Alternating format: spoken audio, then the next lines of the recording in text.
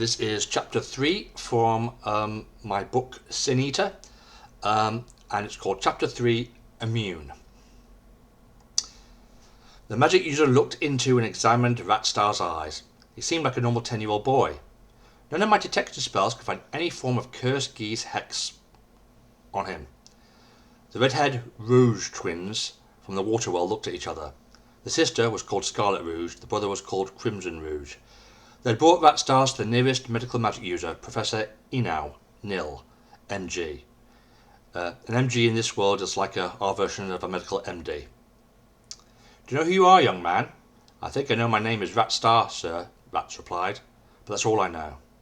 Rats instinctively guessed that this would be a phenomenally bad idea to tell the good magic doctor any more than he had to.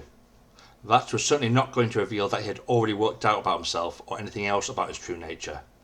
Scarlet Rouge popped up. What if he's some kind of satellite spy? The magic user's eyes grimaced. It was not the stupidest thing he had heard all day, but it was one of the top 10.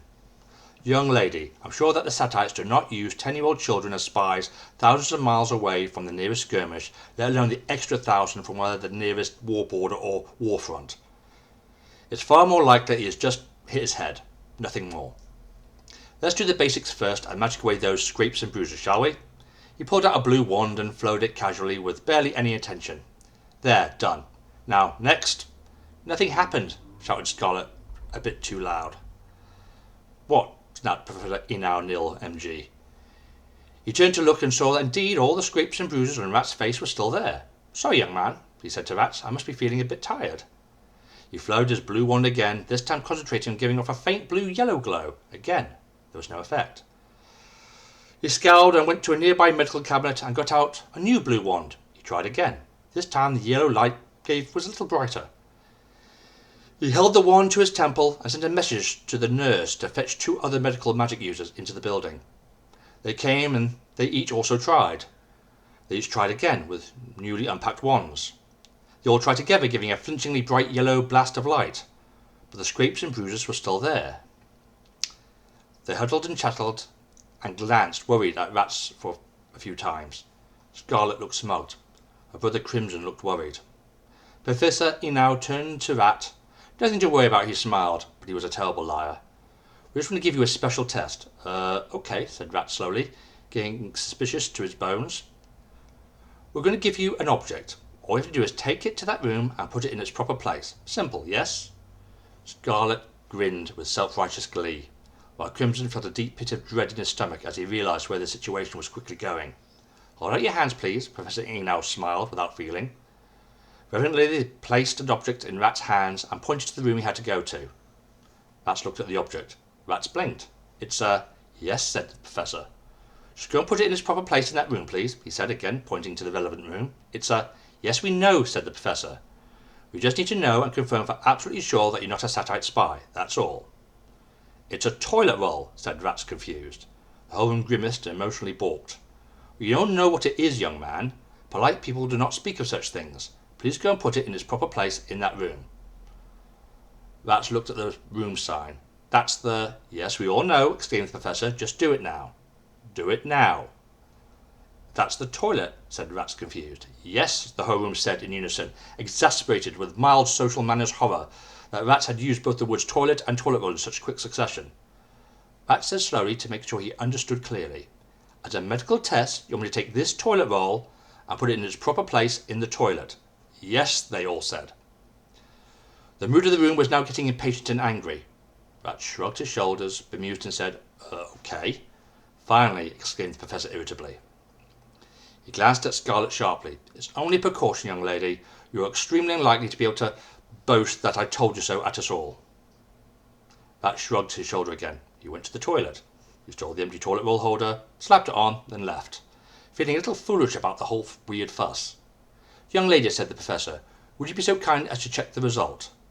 Scarlet's face was deadpan and serious now, as the reality of her earlier glib remark about the possibility of Rats being a spy now sank in. Her pale skin became much paler as she walked towards the toilet as fear gripped her chest. She looked in. Then she came out. She was now even paler. Well, asked the Professor.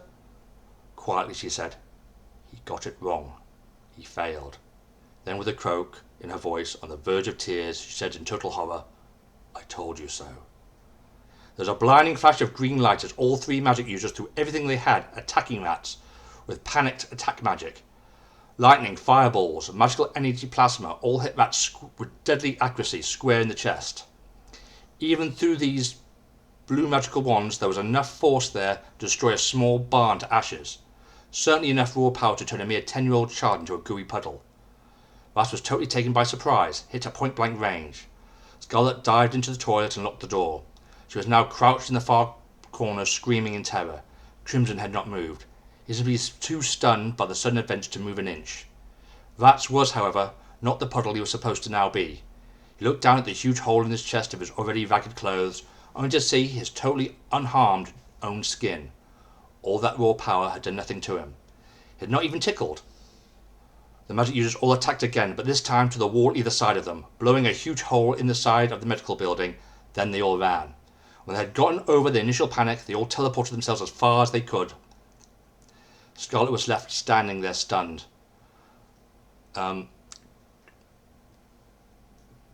Crimson was screaming. "What the wipe?" shouted Rats, noting to himself again the unusual swear word of this place.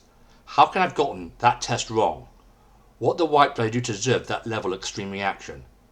Scarlet had none of this over her own screams. Crimson was in a deep fugue state, blankly staring.